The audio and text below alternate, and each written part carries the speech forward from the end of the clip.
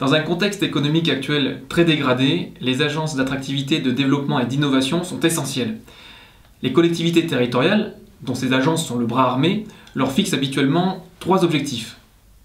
Le premier est de soutenir le développement des entreprises, PME, ETI, présentes sur leur territoire, pour les aider à trouver des locaux, de la main-d'œuvre, des financements, bref, faciliter leur vie. Pour les aider aussi à innover ou encore à se connaître entre elles pour mettre en place un véritable écosystème dynamique. Les agences sont donc des facilitateurs, des traducteurs bilingues publics-privés, s'appuyant sur des professionnels qui connaissent parfaitement les besoins des entreprises d'une part, et qui savent d'autre part actionner les bons leviers publics et privés pour y répondre. Dans le contexte actuel, elles sont donc en première ligne auprès des entreprises, en première ligne pour la relance économique. Le deuxième rôle des agences de développement est d'attirer sur le territoire de nouvelles entreprises. Les collectivités définissent les entreprises qu'elles veulent attirer. Ce peut être des entreprises d'un secteur particulier, santé, automobile, ou d'un type particulier, entreprises de l'ESS, du développement durable. Les agences sont ensuite chargées de contacter et de convaincre ces entreprises à venir s'installer pour créer de l'activité et de l'emploi.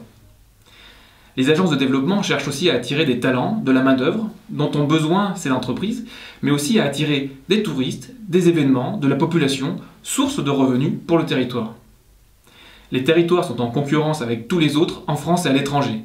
Être un territoire attractif ne s'improvise donc pas et nécessite un réel investissement des collectivités. Pour 3 raisons.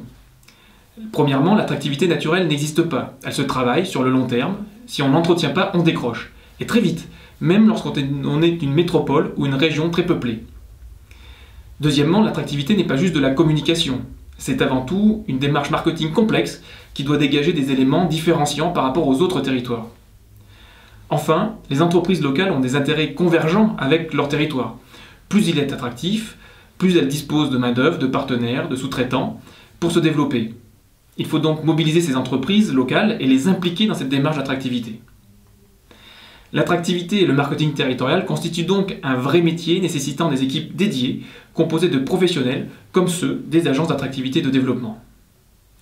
Le troisième rôle enfin des agences, mettre en réseau tous les acteurs locaux qui participent d'une manière ou d'une autre à aider les entreprises et à atteindre les objectifs du territoire. Mettre en réseau les acteurs, c'est aussi favoriser le lien entre métropole et territoire alentour, ou encore mutualiser au sein d'une même agence de développement les moyens de plusieurs villes qui seules seraient impuissantes. Ce travail de chef d'orchestre est complexe, délicat, long, mais il est essentiel pour créer de la cohérence et une réelle dynamique territoriale qui tire le territoire vers le haut. Cette action nécessite là encore des compétences bien spécifiques.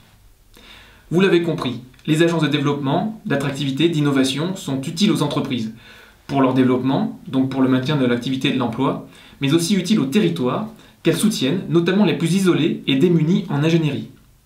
Elles poursuivent des missions d'intérêt général et exercent des métiers spécifiques qui impliquent des professionnels de haut niveau que tous les territoires s'arrachent aujourd'hui.